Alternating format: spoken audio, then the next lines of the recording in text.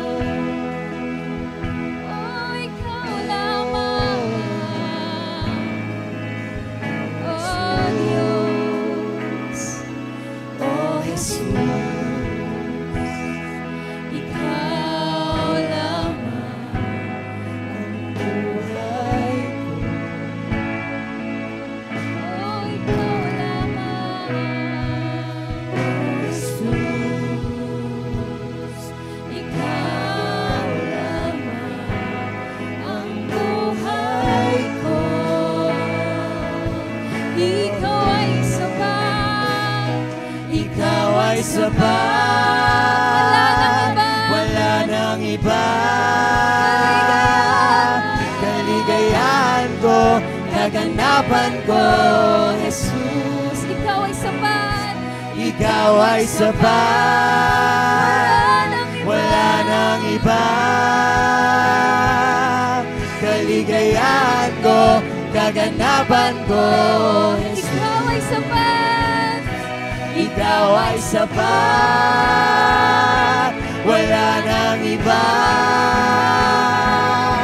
Kaligayahan ko, kaganapan ko, Jesus. Ikaw ay sapat. Ikaw ay sapat. Wala nang iba. Kaligayahan ko, kaganapan ko, Jesus. Ikaw lamang, sa'yo lamang, sumasamba, magpupuri, maglilingkod sa'yo. Ikaw ay tapat, sa'yo magtitiwala sa habang buhay.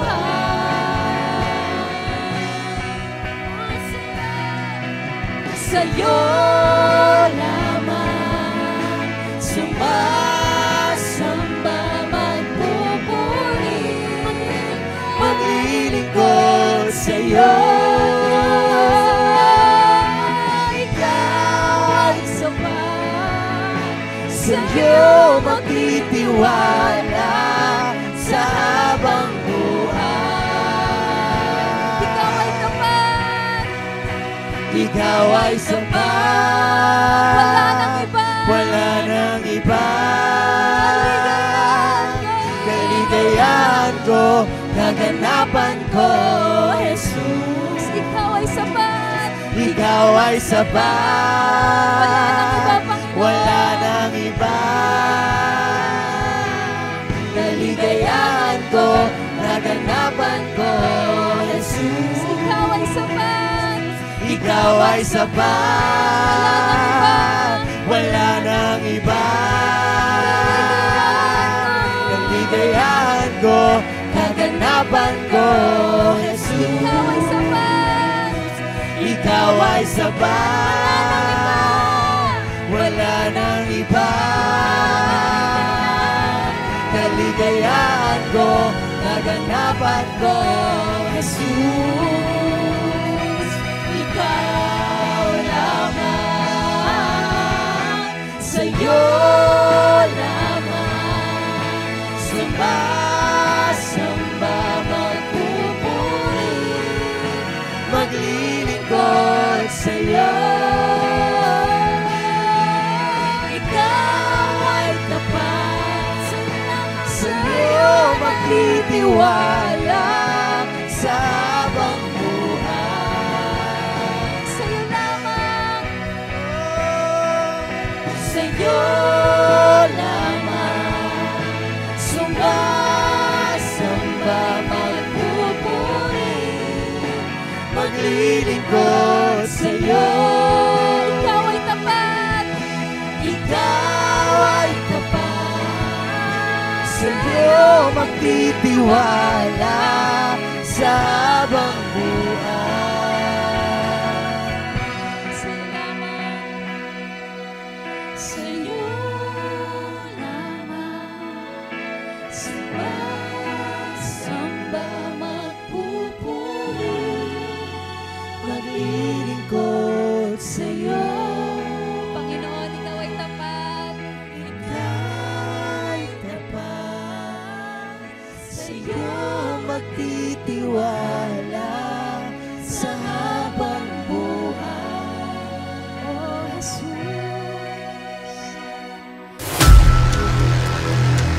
Every individual is a generation.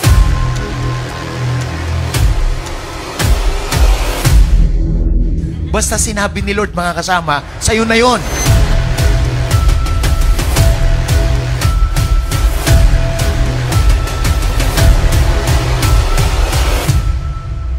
You are created for the Lord.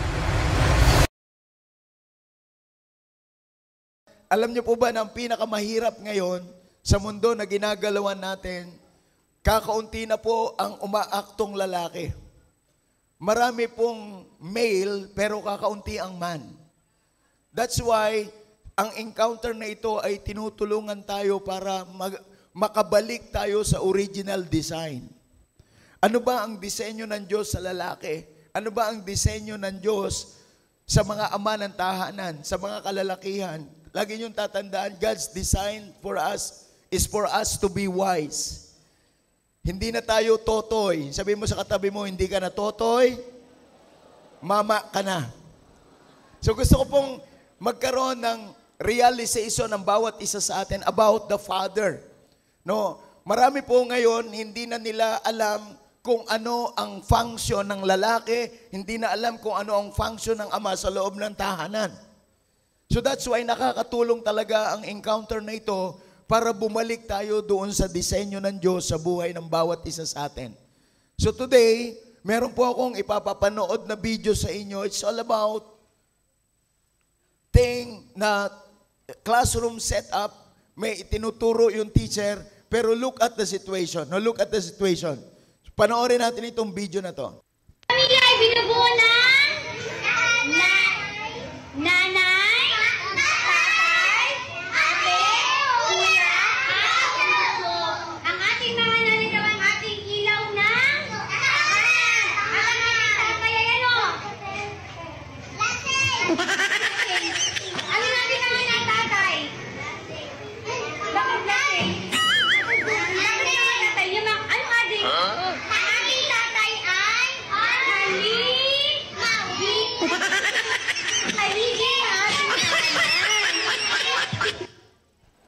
Yung mga bata, confused na sa kanila kung sino ang tatay.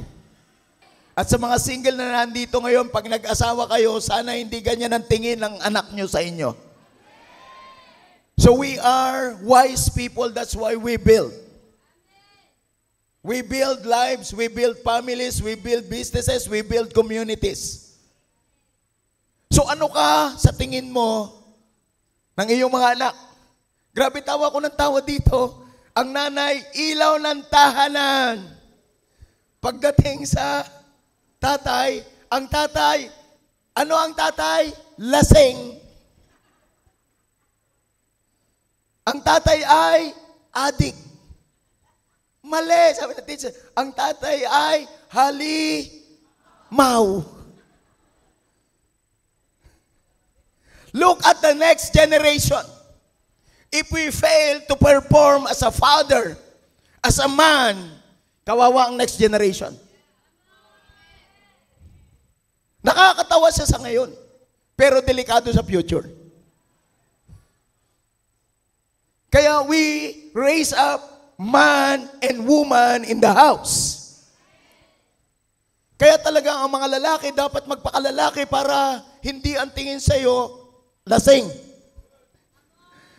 Dapat ang mga lalaki magpakalalaki para ang tingin sa iyo hindi addict. Dapat ang mga lalaki magpakalalaki para ang tingin sa iyo hindi halimaw.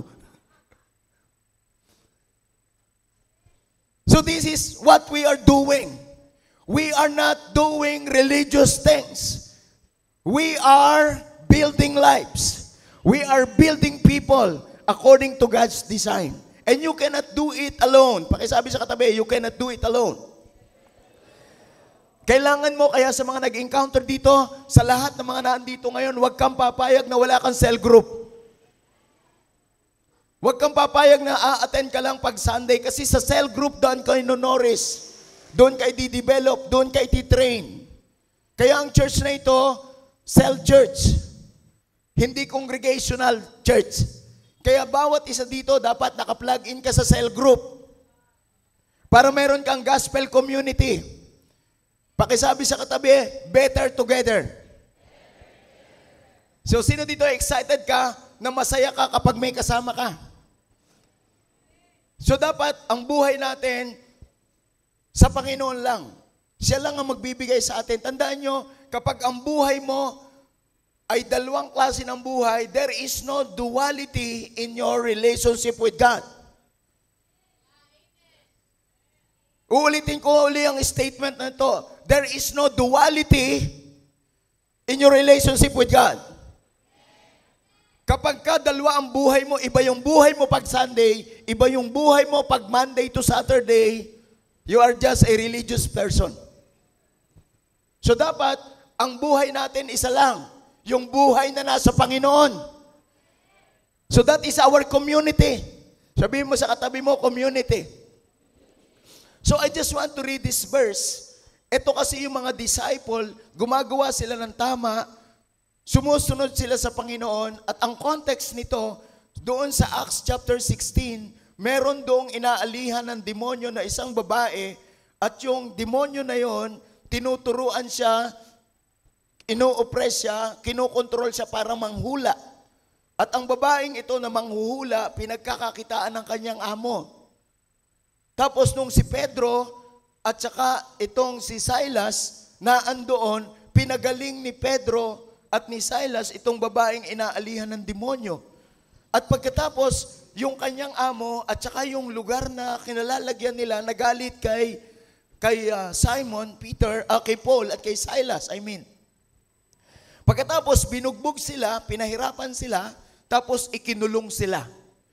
Gusto ko kayong paalalahanan, mga kasama, mga kapatid, hindi porke sumusunod ka sa Diyos, marami ang matutuwa. Always be reminded that we are not people pleaser. We are God pleaser. Di baling matagalit sa atin ang mga tao, basta si Lord natutuwa. We are a person with the audience of one. In the end of the day, yung buhay natin mismo, yun ang ihaharap natin sa Panginoon. So kaya itong istorya na ito, reminder sa bawat isa sa atin, particular sa mga nag-encounter, hindi porke nagbago ang buhay nyo, matutuwa ang mga taong kasama nyo dati.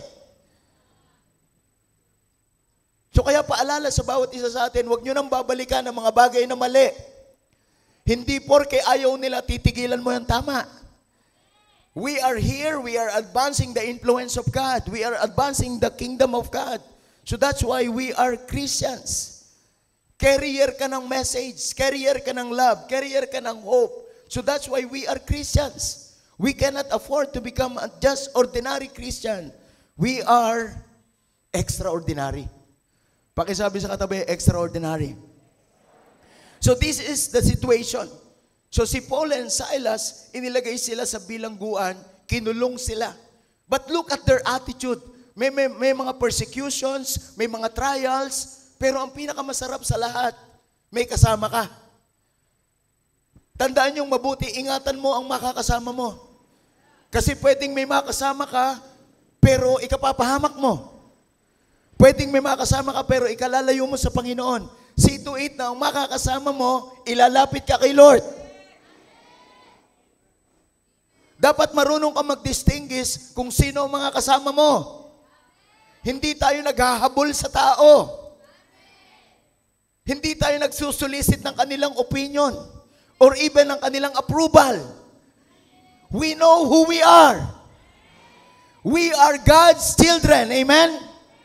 We know the truth, and the truth is not what we think. The truth is not what we feel. The truth is not what other people says. The truth is all about the Word of God.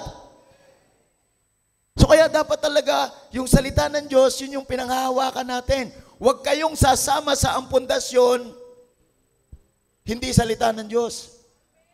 Huwag kayong makikitropa sa kanila. Sabihin mo sa katabi, huwag kang makikitropa na matagal. Kasi darating yung pagkakataon na may mga persecutions in life. Kaya pakisabi sa katabi, better together. Hindi yung bitter together.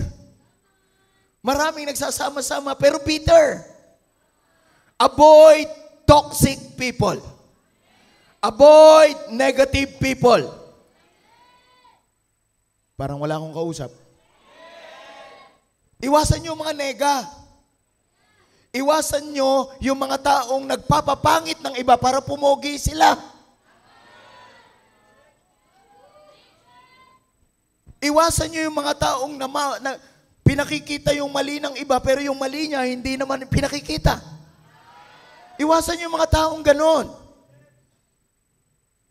Better together is very important, but you need to choose kung sino ang kasama mo. Maraming mga tao masarap lang kasama kapag may pera ka.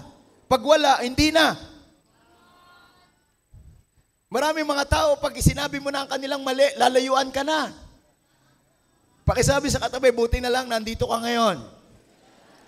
Sino dito ay excited ka, pipiliin mo ang kasama mo? So napakahalaga nitong mga kasama sapagkat ito yung kailangan nating matutunan sa buhay. Tingnan yung mabuti, sa paggawa ng tama, sa pagsunod sa Panginoon, itong si Paul and Silas na bilanggo sila. But look at their attitude.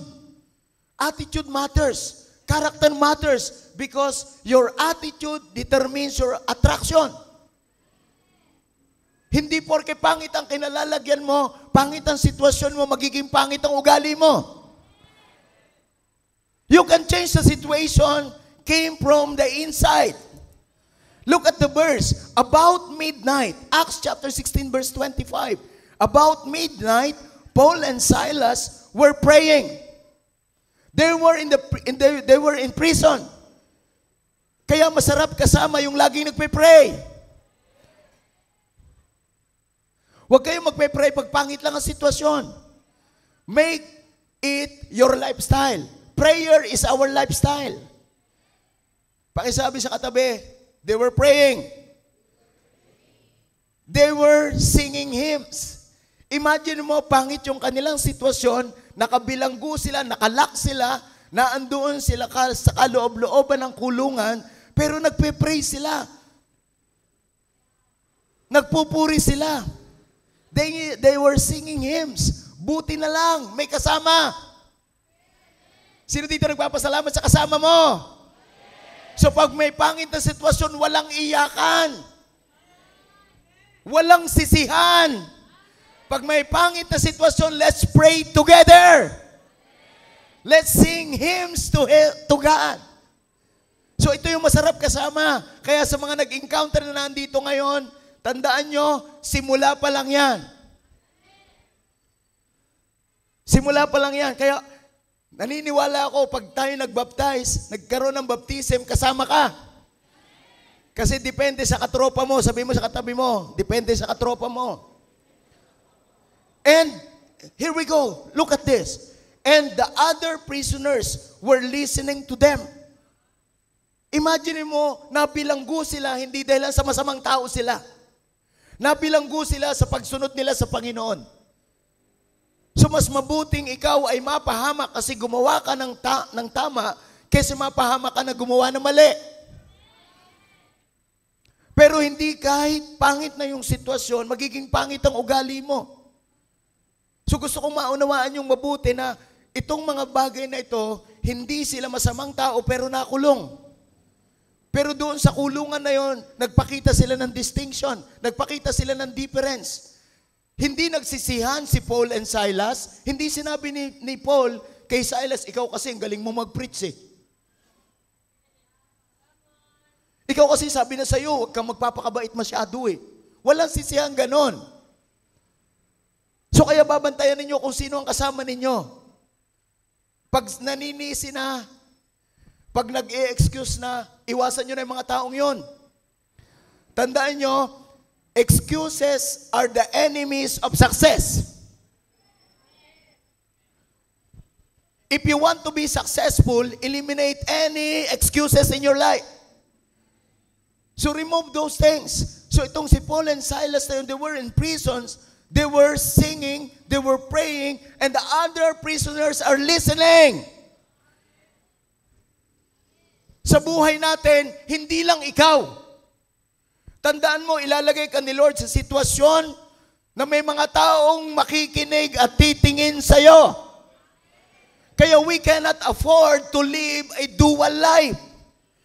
Hindi pwedeng pag Sunday ka lang Christian. Dapat Kristiyano ka sa lahat ng aspeto ng buhay mo. Pakisabi sa katabi, buti na lang. Sino masayang-masaya nandito ka ngayon? Kaya nga meron tayong declaration, God only, God always. Hindi ka pa-aasensuhin ng mundo. Hindi ka pa-aasensuhin ng trabaho. Si Lord lang ang magpapa-asenso sa'yo. Hindi porke sumusunod ka sa Panginoon, those are better process. No. Itong ating kwento na to, sumunod sila sa Panginoon kaya sila nabilanggo. Pero ang attitude, yun yung nagkakaiba.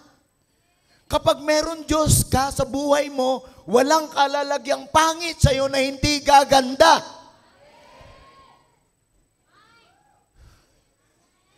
If you have God in your life, kahit na saan ka ilagay, malaya ka. Always remember that your freedom is given by God. It is a wonderful gift by God for each and every one of us to choose God. Free will is given by God. It's a wonderful gift by God only to choose Him. So do not use your free will para piliin mo kung anong gusto mo at lumayo sa Panginoon. So look at this verse. All prisoners were listening. Kaya sabihin mo sa katabi mo, may nakikinig sa'yo. Kaya pag may problema ka, anong lumalabas sa bibig mo?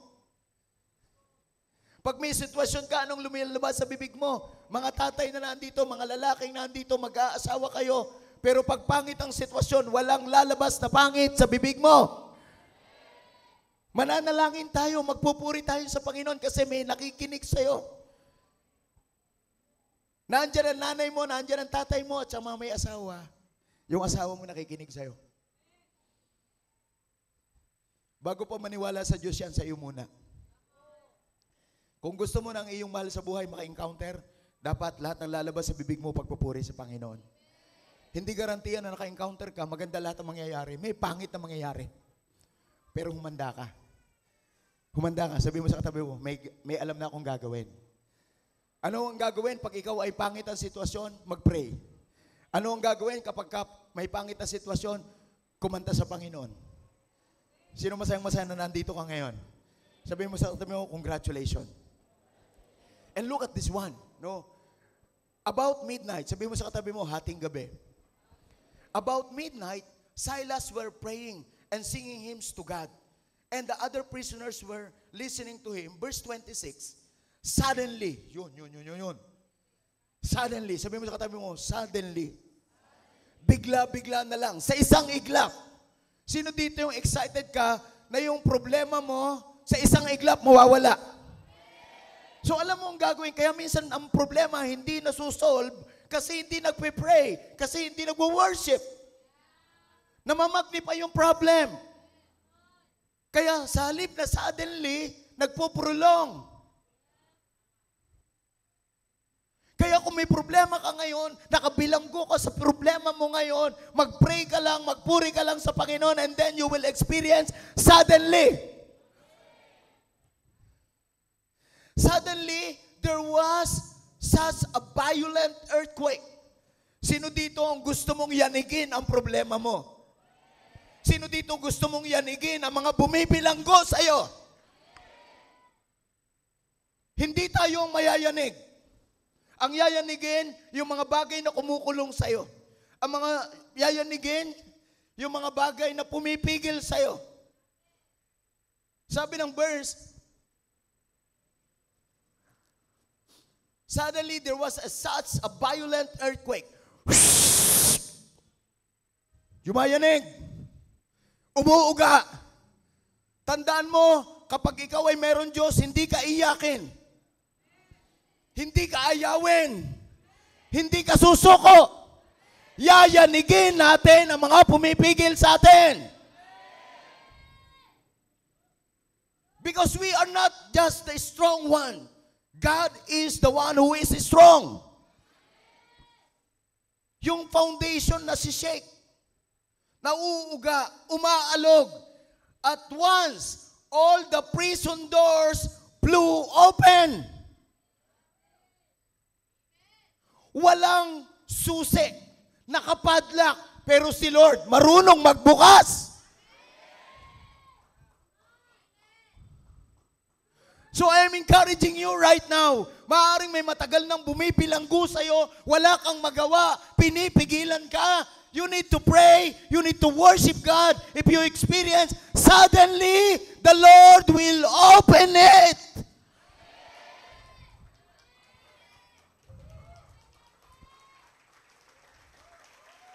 The Lord will open it. Ito yung kailangan nating matutunan, kailangan nating maintindihan. And then sabi diyan, once the prison doors flew open and everybody's chains come loose.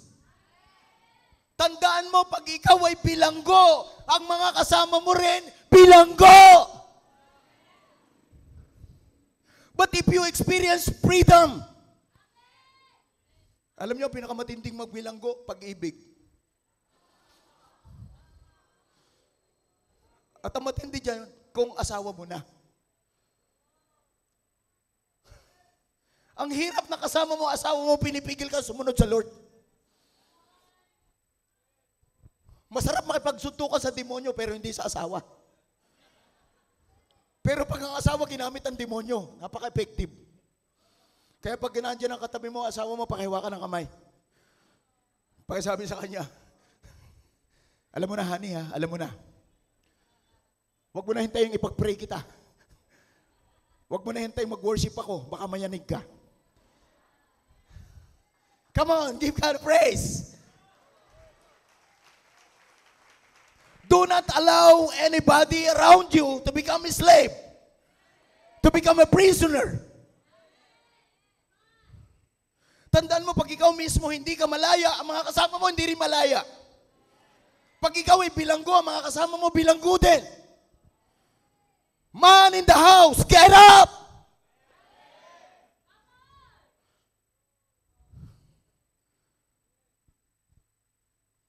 Ayoko makakakita ng mga lalaking under.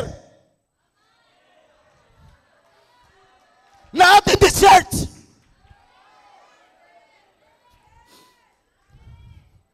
Ayoko ng mga lalaki pag natitigan ng asawa nanginginig.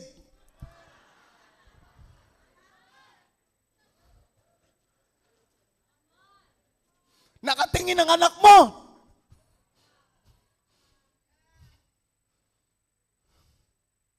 Walang lalaking under sa church na to.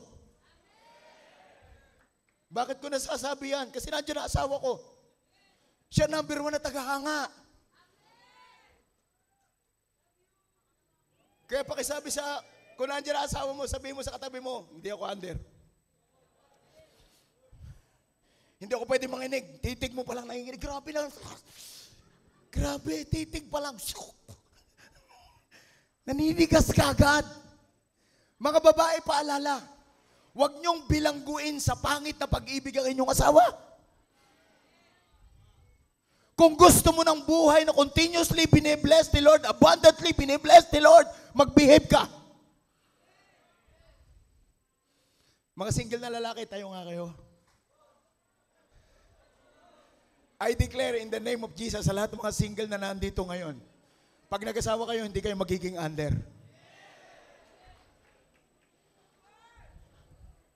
Magiging man kayo. May mga sitwasyon sa buhay, may kukulong sa inyo. Dalawa lang ang gagawin. Magpe-pray, magpupuri sa Panginoon. And the door will be open. Sino dito excited? Mag-aasawa ka. Kaya ka mag-aasawa hindi dahil sa kinikilig ka. Kaya ka mag-aasawa kasi magbibuild ka ng family. May makakatulong ka sa pagsunod sa Panginoon. Kaya kayo dapat busy kayo in advancing God's kingdom. Busy kayo in doing God's business.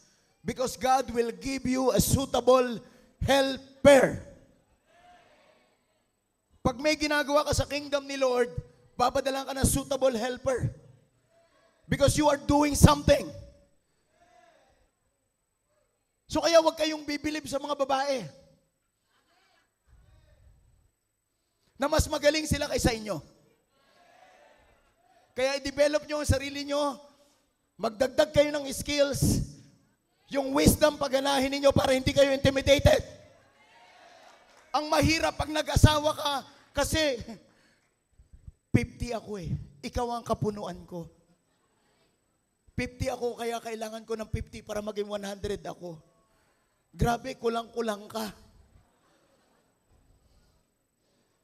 So kaya mga single na nandito ngayon, dapat busy ka sa advancing ng kingdom ni Lord para bigyan ka ni Lord ng suitable helpmate. You have the vision, you have the work to manifest the glory of God in your life. So congratulations sa inyo. Pwede na kayo maupo. Upo na kayo. Mga single na babae, sino mga single na babae na nandito ngayon? Taas ang kamay, taas ang kamay. Pwede ba tumayo ang lahat ng mga single na babae? All single ladies. Stand up, all single ladies.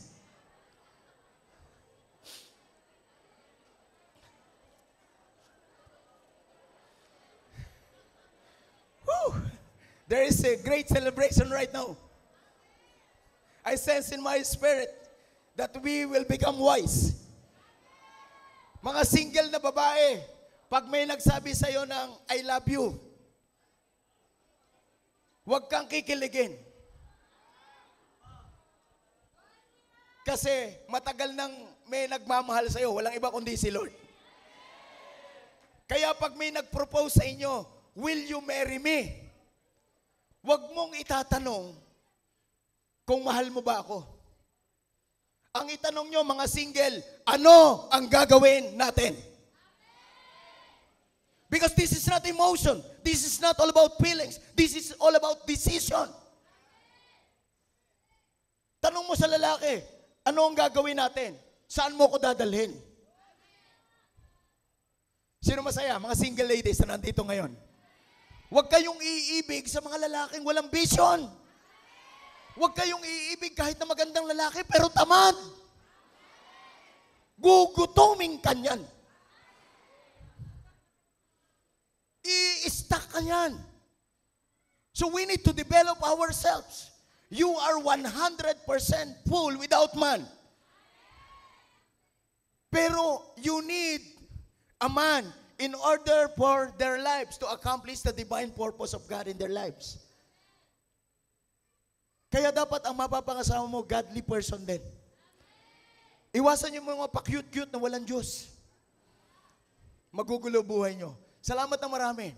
Pagpalain tayo ni Lord. Pwede na kayo maupo. Sabihin mo sa katabi mo, lalaya na! Kung alipin ka ng pag-ibig, napakahirap niyan. Alipin ka ng ilusyon, mahirap yan. Use your imagination for your advancement.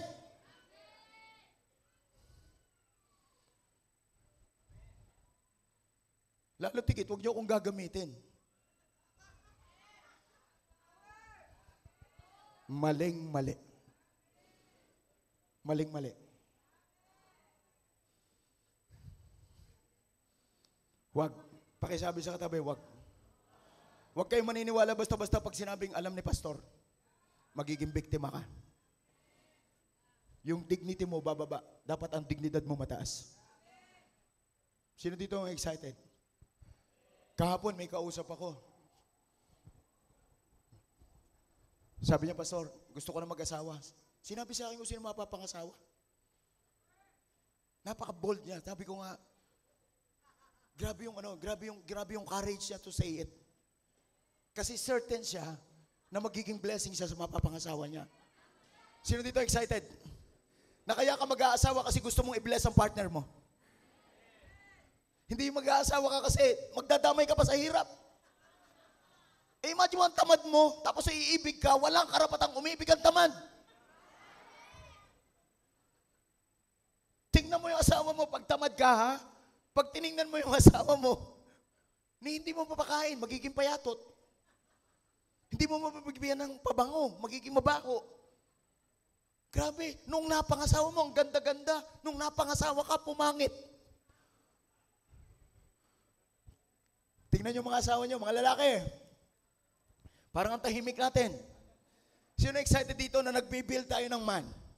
Nagbibuild tayo ng woman? Because we are family. So kaya mga kasama, mga kapatid ko sa Panginoon, dapat merong nabubuksan. Pakisabi, merong nabubuksan. So kaya, dapat tayo mismo, yung mga kadenang nakatali sa atin, nabubuksan. Nakakalas. Pakisabi sa katabi, lahat ng pinto, mabubuksan. Lahat ng kadena, makakalas. Hindi ko alam kung ano ang pintong sarado sa'yo. Hindi ko alam kung anong kadena naka-angkla sa'yo. Pero isa lang ang sigurado ko, if you pray, if you worship God, the doors will be open. The chain will come loose. So that is the message of God to each and every one of us. And look at this, verse 27. The jailer woke up. Sabi mo sa katabi mo, huwag kang tutulog-tulog. Imagine mo, itong mga bilanggo, nakikinig ng prayer, nakikinig ng praise and worship, tapos itong bilanggo, tulog. Pero ang maganda, lahat ng tulog pwedeng magising. Pakitingnan mo yung katabi mo, sabi mo, lahat ng tulog pwedeng magising.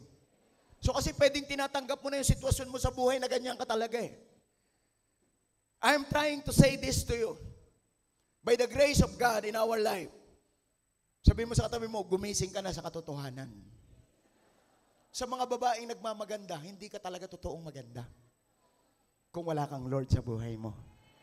Pero kung may Diyos ka, totoong maganda ka. Kaya pakibati mo yung katabi mo, ang ganda-ganda mo kapag may Diyos ka. Tandaan nyo po, kahit na anong lipstick, anong kapal ng makeup, basta walang Diyos, pangit. Pwede ka magpanggap parang okay, pero deep inside in your heart, there is emptiness. Tandaan nyo, kaya po ito sinasabi ko sa inyo, mga kasama, gusto ko ang mga lalaki gumising. Ang hirap ng lalaki hanggang ngayon, nakananay pa rin. Sabi mo sa katabi mo, grabe, totoy pa rin. Kaya hindi umaasenso ang buhay mo, gawa niyan. Sabi mo sa katabi mo, gising! May sinasabi si Lord, nagpe-pray na yung iba, nagpupuri iba, ikaw tulog.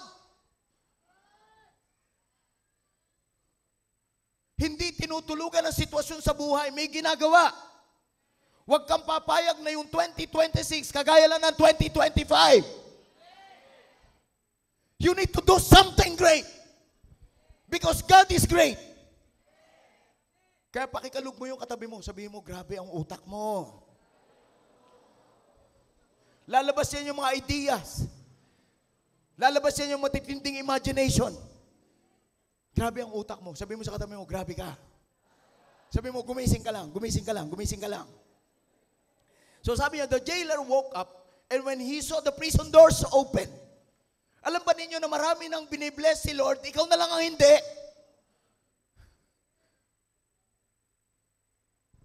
Dapat ang blessing para sa lahat. Kaya lang hindi ang lahat masunurin. May sinasabi na si Lord, may pinagagawa na sa church, ayaw mo pang sumunod. Bukas na nga eh. Sabi mo sa katabi mo, bukas na. Kitang-kita mo ng bukas. Open heaven na tayo ngayon. Sino dito excited? Open heaven. Grabe, hati na nga yung dagat. Tatawid ka na lang. So, he saw the prison doors open. He threw his sword and was about to kill himself because he thought that the prisoners had escaped. Grabe mga kasama, mga kapatid ko sa Panginoon. Dapat may mangyari sa inyo kasi malat na ako. Pag wala pang nangyari sa'yo, hindi ko nakasalanan yan. Pwede na akong magpahinga. Pwede na akong matulog kasi nag-encounter naman kami. Marami naka-encounter. Pwede na akong matulog. Pwede na akong hindi magsalita kasi malat na ako. Pero dahil lang sa may message sa'yo, si Lord. The Lord said to you, wake up! Wake up! Hindi ka tulala.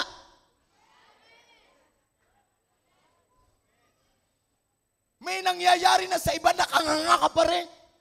Naaawa ka pa rin sa sarili mo. Wake up! And then next verse. But Paul shouted, don't harm yourself. I am telling you today, don't harm yourself. May plano sa iyo ang Diyos. Ang problema, meron kang self-destruction. Hindi na kailangan ng demonyo. Ikaw pa lang sapat na. Sino may naiintindihan? Sabihin mo sa katabi mo, don't harm yourself. Sabihin mo, we are here. Sino dito yung alam mo, lumaya ka? Pero nandito ka ngayon. Alam ba ninyo, Raining Light Family, may part kayo sa kanila. May part kayo sa kanila. Raining Light Family, may part kayo sa kanila. Sa mga bagong buhay na binago ng Panginoon, may part tayo sa Raining Light Family. Bigyan natin ng the best clap si Lord. Pakisabi sa katabi, we are here. We are here. So, but Paul shouted, don't harm yourself.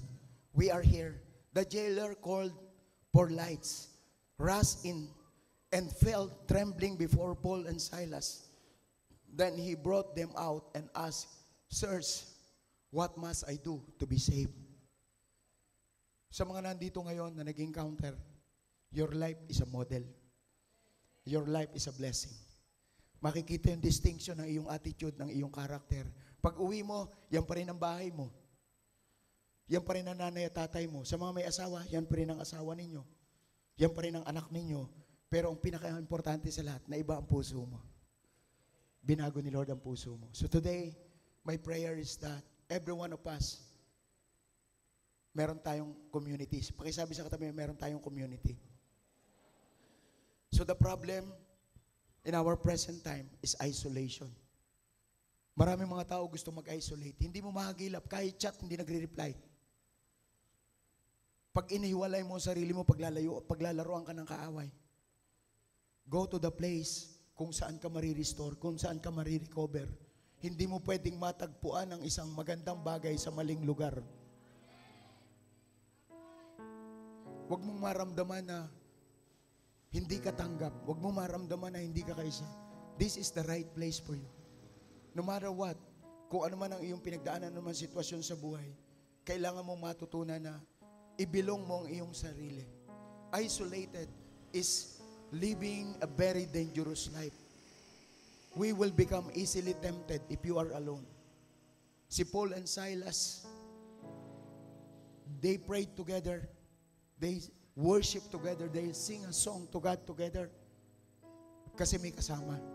Kaya ang prayer ko sa bawat isa sa atin ngayon na nandito nag-encounter, kahit doon sa mga matatagal na, napakadaling gumawa ng mali pag nag-iisa ka. But if you want to grow in the Lord, if you want to experience the chain will broken, the door will be open, you need someone. You need someone na makakasama mo sa journey. Kaya congratulations sa mga nandito ngayon. Binigyan tayo, binilik sa atin ni Lord yung image ni Lord. Dati nawala yung image ni Lord, ngayon ibinalik ni Lord sa atin. You are created in the image and likeness of God. So, better together in God's presence. That's number one thing that we need to understand. Better together in God's presence. Tandaan nyo, samahan nyo mga taong ilalapit kayo sa Diyos. Hindi yung ilalayo kayo sa Diyos. Samahan nyo mga taong yun. Better together in divine assignment. Kaya tayo may kasama kasi gusto natin ma-accomplish ang design ni Lord sa life natin. The most important thing is direction. Tandaan nyo, kapag may kasama ka, hindi kayo parehas. Madidelay ang pagpunta ninyo sa inyong journey. Sa inyong destiny, I mean. So let us all pray. Father, thank you. Let us stand in His presence with all humility, acknowledging His power. Amen. Acknowledging that God is in control. Amen. You cannot control everything. Only God can control. Amen. May mga situations, may mga doors, may mga chains. Lord, in the name of Jesus, I pray, i-shake mo po ngayon, Panginoon. Amen. I-shake mo po, Panginoon. As we worship to you, Lord, i-shake mo po, Panginoon, yung mga foundation ng mga closed door, ng mga chains na nakalock sa amin. Lord, as we come to Him, Lord, as we come to you, Lord, we worship you. We honor you. We glorify you, O God. Lord, as we worship, as we pray, Lord, hear our prayers and begin to pray sa mga sitwasyon ng buhay mo na sarado, sa mga sitwasyon ng buhay mo na nakatanikala. Just pray for that prayer right now. Ipag-pray mo kung ano ang bagay na gusto mong i-pray. Maaring addiction, maaring bitterness, grudges, may mga bagay na masakit sa puso natin. Nahadlangan tayo sa ating pananalangin. Just pray that prayer. No matter what situation, closed doors, there are chains. So allow God to open the door. Allow God to break the chain as we worship, as we worship, as we worship God. As we worship. Sumasamba, magpupuri. Huwag kang uuwi, huwag kang uuwi na hindi mo dala ang blessing na just raise up your hands. Lord, may gagawin ka sa buhay ko. Ika'y tapat. Lord, may direksyon na kami ang buhay namin. Sa'yo magtitiwala sa habang buhay. Thank you, Lord. Thank you, Jesus.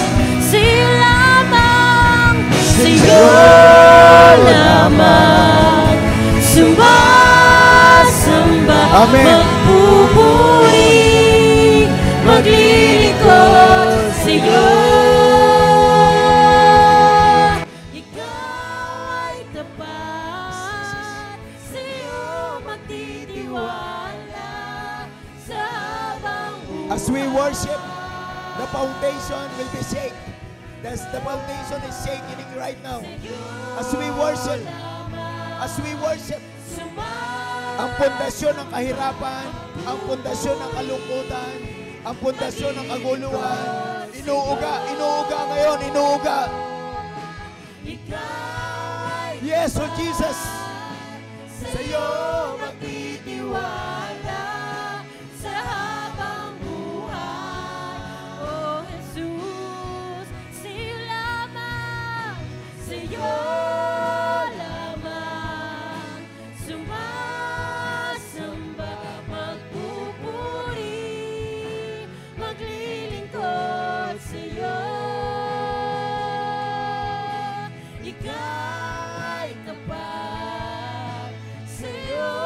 magtitiwala sa habang buhay.